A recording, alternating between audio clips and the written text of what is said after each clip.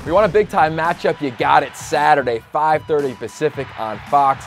It's an impressive rivalry, that's right.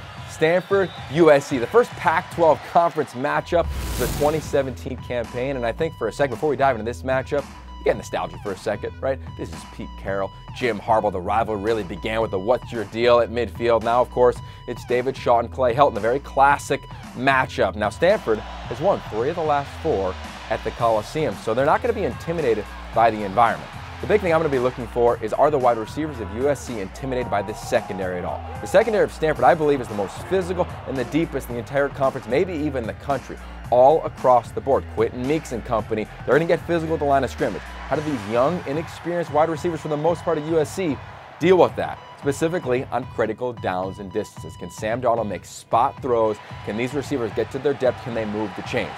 On the other side, I'm going to look at USC's linebackers against the tight ends and offensive line of Stanford. We know what Stanford's going to do. They're going to pound the rock day in and day out, right? They've got Bryce Love, who's been an impressive back. Keller Crisp can do a lot of things, not only with his arm, but in the zone read game. Ken Uchenna Nwosu, Porter Gustin, Cam Smith, Marlon Tuipulotu, that front 7 of USC, can they maintain the physicality necessary for 4 quarters to stay in this ballgame? I think this one goes late into the ballgame, and I think it's all about unforced errors.